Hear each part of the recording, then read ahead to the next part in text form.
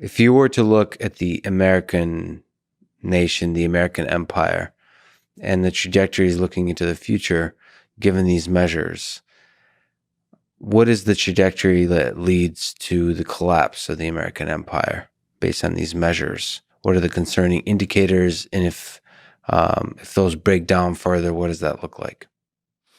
Well, all of those indicators are concerning, maybe except for one, which is technology, the technology niche, although even in that area, the United States is improving at a slower rate than is China for various advantages that they have there. They put out about 8 times as many computer engineers. They have free data and so on.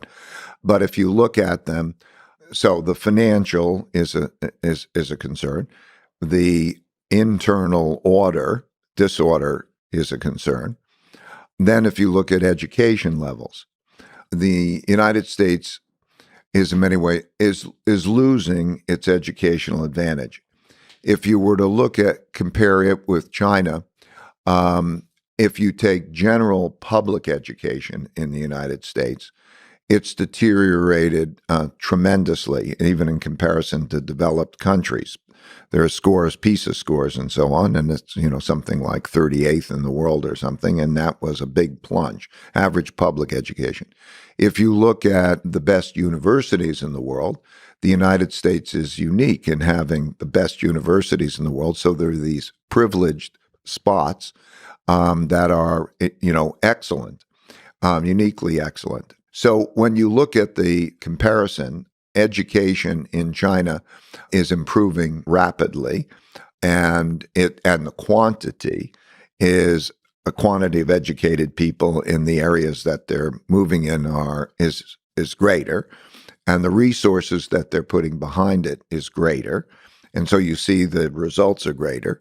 But it's sort of along the lines that I'm dealing with. If you were to follow through in terms of actual productions, I think in terms of technologies, there are some areas that the United States is in a lead at the moment. There's some areas that China's in a lead, but China's gaining very quickly. When I first went to China, 1984, I would bring $10 calculators, and I gave them away as gifts to high-ranking people, and they thought they were miracle devices. Right now, in terms of areas like quantum computing and AI and many areas, you have a race going on. And so if you take the trajectory of the competitiveness, not just look at the current level, you have a situation where they're improving at a much faster rate. This is all good for the world if the world can get along. And the main thing, I think, is how do you have a healthy world, and how do you have a strong economy, and how do you have a strong situation, is be strong. The United States' war is with itself. That's the main war. It's very simple in history.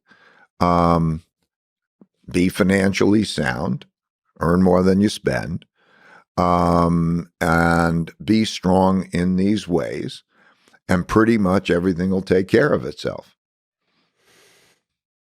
But you make it sound simple, of course, because there's a momentum when things degrade, when the education system degrades, when you start borrowing, when all of these indicators, once they start going down, there's a momentum to it, right? So it's hard to reverse it.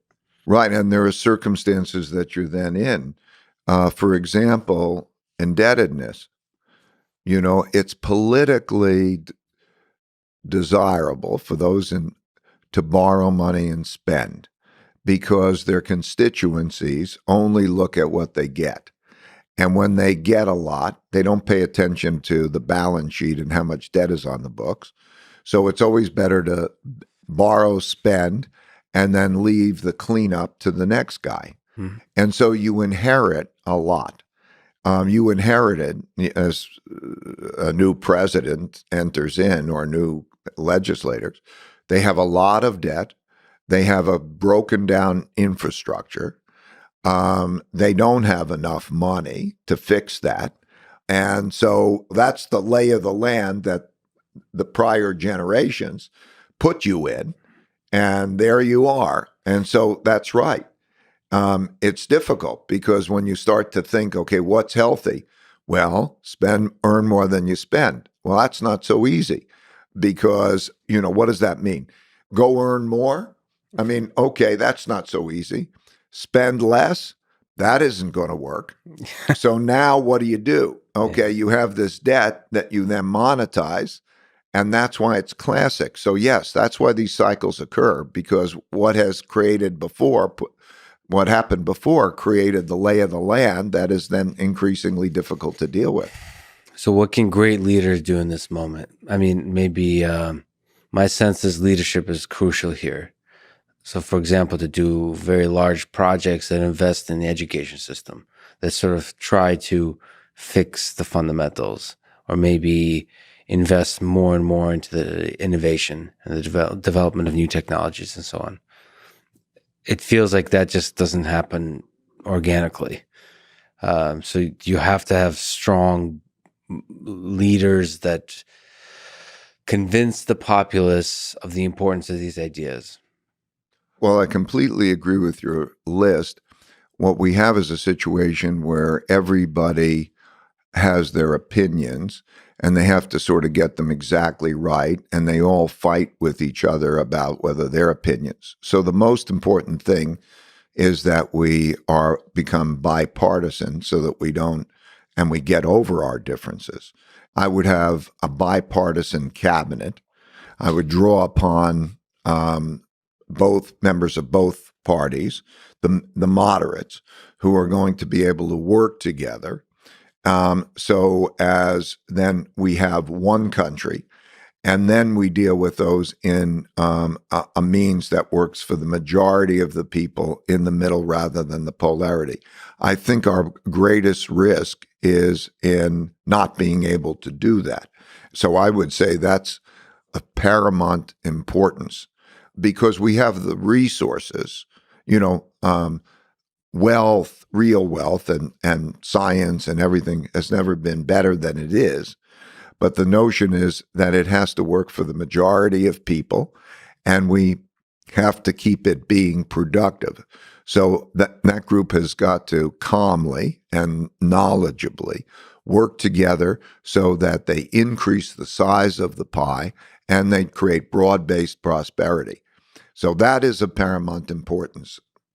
Whatever they do, if they do it that way, I can say I'm happy about, because that other alternative is the really scary alternative.